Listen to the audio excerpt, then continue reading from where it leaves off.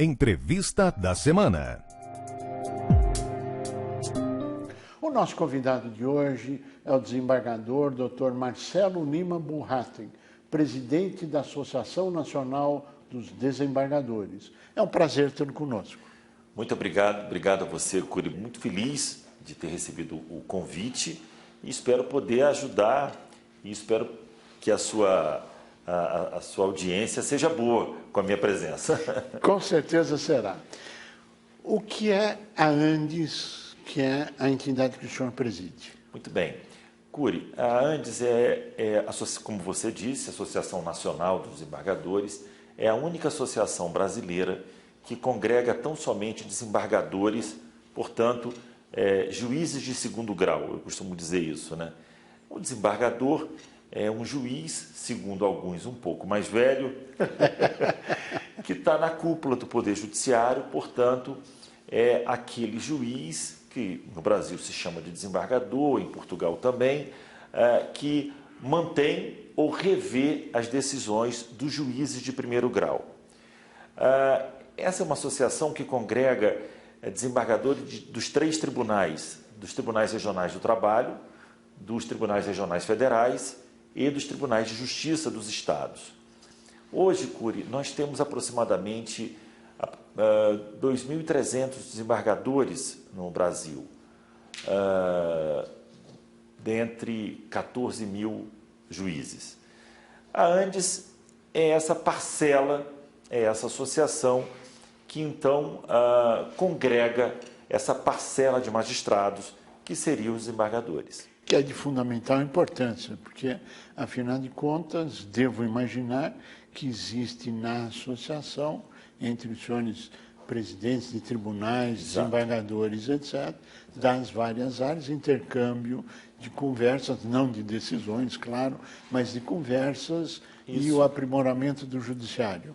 Exato, você está coberto de razão, porque o segundo grau de jurisdição, ele tem algumas vicissitudes, características próprias, onde você discute questões muito ligadas à segunda instância. A gente vai falar posteriormente, mas eu vou te dar um exemplo, claro. Geralmente, por sermos magistrados um pouco mais antigos e não velhos, a gente acaba estando mais próximo da aposentadoria. Nós temos uma discussão sobre a aposentadoria. Nós temos uma discussão sobre a estrutura do segundo grau, sobre as sessões, são julgamentos colegiados, ao passo que o juiz, como a gente costuma dizer, ele é escoteiro, ele é sozinho, ele profere a sua sentença sozinho. Como vocês sabem, os magistrados de segundo grau, eles julgam em turma ou em câmaras cíveis ou criminais, e aqui composta por 5 pessoas, dos quais 3 votam. Então, existem alguns elementos muito particulares do segundo grau, em que a Andes é primordial, é fundamental a existência da Andes para a gente efetivamente discutir sobre esses interesses do segundo grau.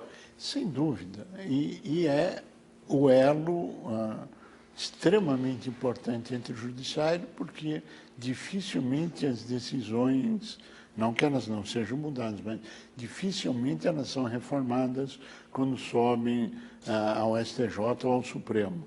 Elas existem praticamente um encaminhar natural. Exato. Para você ter uma ideia, o CNJ tem um programa chamado Justiça em Números. E esse projeto, que é excelente, traz várias curiosidades, excelentes curiosidades. Para você ter uma ideia, a gente vai falar, existem, há 5 anos atrás, 6 anos atrás, existiam 100 milhões de processos no Brasil. 100 milhões de processos. Hoje existem aproximadamente 80 milhões de processos. É muita coisa. É coisa demais. Mas vamos lá. Nesses casos, a gente acha que precisamos, de alguma maneira, diminuir o número desses processos. Qual a solução, então? Conciliação pré-processual.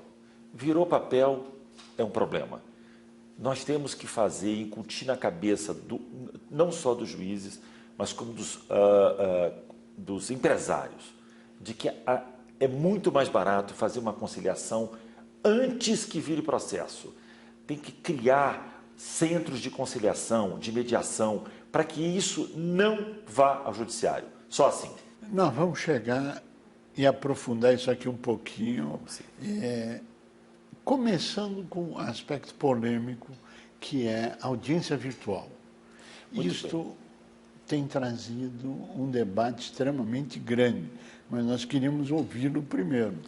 Então, Cury, o que a gente viu, né? Como chamado novo normal, que o que eu mais peço, o que eu mais rogo hoje no judiciário é que o judiciário volte ao antigo normal. Você me desculpa.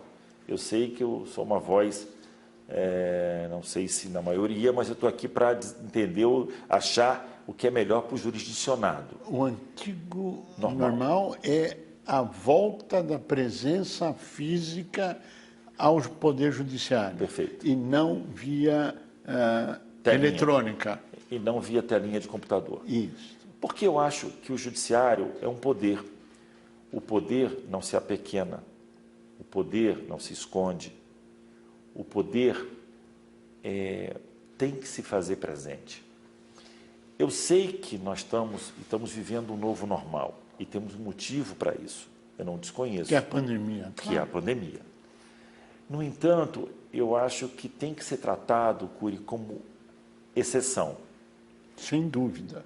Uma absoluta exceção. Sem dúvida. Nós não podemos continuar com esse modelo finda a pandemia. Todos vacinados, quem queira ou quem não queira, não importa, não vou entrar nessa discussão, mas nós temos que voltar ao que era antes. E o que éramos antes?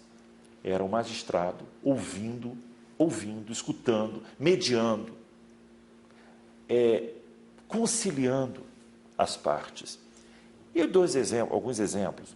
Por favor. Nas varas de família, você sabe, eu fui antes de juiz, eu fui 20 anos promotor de justiça, dos quais vários anos em vara de família. Olha, eu posso dizer para você, Cury, um dos dramas mais acentuados no judiciário é uma discussão familiar, onde você leva esse conflito da sua casa para a mesa de uma pessoa que você nunca viu. Esse juiz que vai julgar o senhor ou a senhora que estão se separando, eles nunca viram os senhores. Então, eles precisam conhecer os senhores, precisam conversar com as partes, precisam ver os filhos, precisam saber como estão os filhos. Outro exemplo, o próprio na área criminal, o juiz deve se ater, deve ver, deve olhar nos olhos do réu. O réu precisa saber quem é o seu algoz, entre aspas.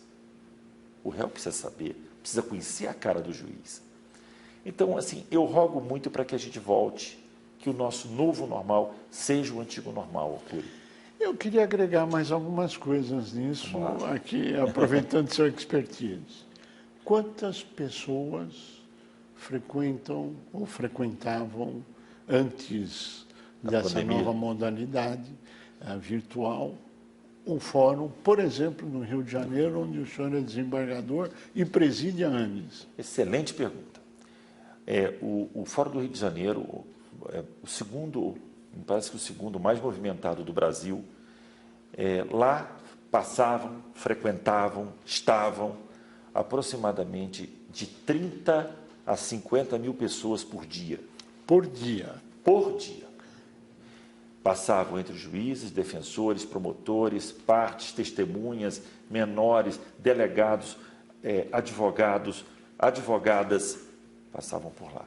Ou seja, o comércio local era sustentado ao redor dos fóruns, pela existência do fórum. 100%.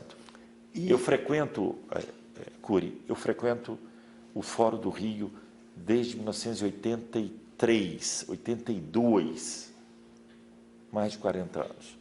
Eu sei exatamente o que é o fórum numa segunda-feira, o que é o fórum numa terça-feira de feriado.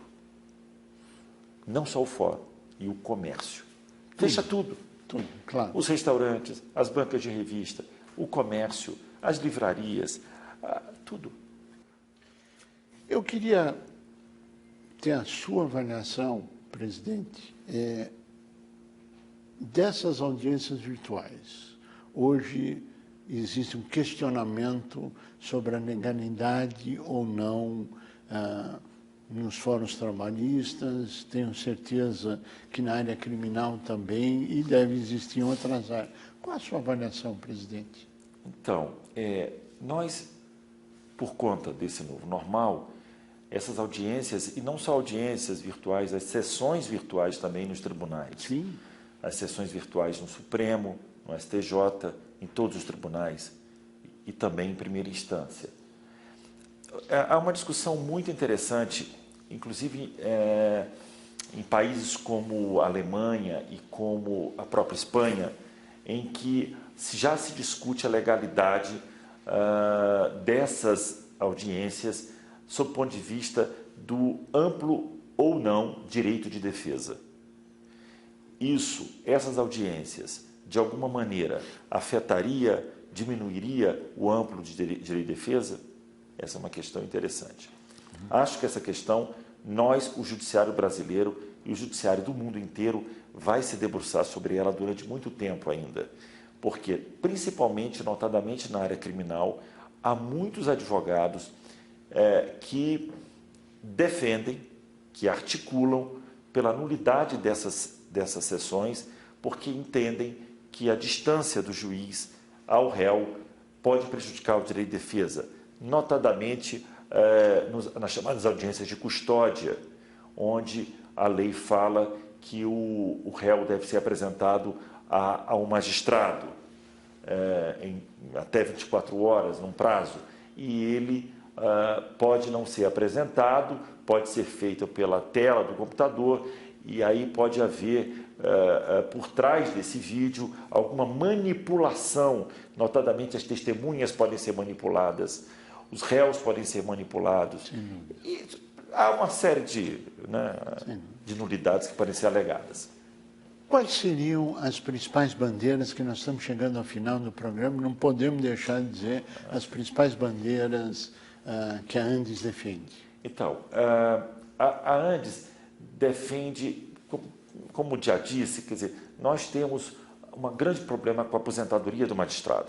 Hoje, a aposentadoria, o magistrado perde de 38% a 42% do que recebia no dia seguinte à aposentadoria, Cury. Se ele recebe 10, no dia seguinte, no mês seguinte, ele passa a receber 6. É assim.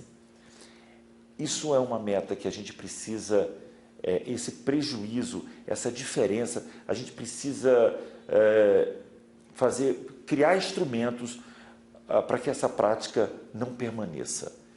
E a gente está tentando levar ao legislativo, ao Poder Legislativo, essa preocupação da Andes com os desembargadores que se aposentam. Você imagina, no momento que você mais precisa, já aos 75 anos, quando o mercado de trabalho efetivamente você já não vai mais para o mercado de trabalho, onde você, obviamente, tem mais chance de ficar doente, mais chance de ter médico, hospital, etc. Ou ter uma vida confortável, você perde 40%. Desembargador Dr. Marcelo Lima Burratem, nós agradecemos muito a sua participação e desejamos pleno êxito nas bandeiras. A você que esteve conosco, o nosso mais profundo agradecimento, com a certeza que estaremos juntos na semana que vem. Até lá! Com o avanço da tecnologia digital, as informações estão na palma da mão. Vídeos, e-books, tutoriais, podcasts. Mas de que serve tanta informação se nós não temos tempo para filtrar o que realmente é de qualidade? Os cursos à distância da Capta têm curadoria e são focados no desenvolvimento pessoal e profissional. No que você é bom, para a Capta te deixar ainda melhor. Modernize o seu conhecimento e aplique no seu dia a dia. Vem aprender com a gente. Capta, o portal do conhecimento. Agora é a hora dos empresários da pequena empresa ganharem dinheiro com a internet. O Marketplace da KeepSelling chegou com tudo. Você que tem um micro e pequeno negócio, Venha vender os seus produtos num marketplace focado em você. Cadastre-se no marketplace da KeepSell e venda com segurança para qualquer pessoa física ou jurídica do Brasil, sem burocracia. Inscreva-se gratuitamente agora e coloque a sua empresa na era digital.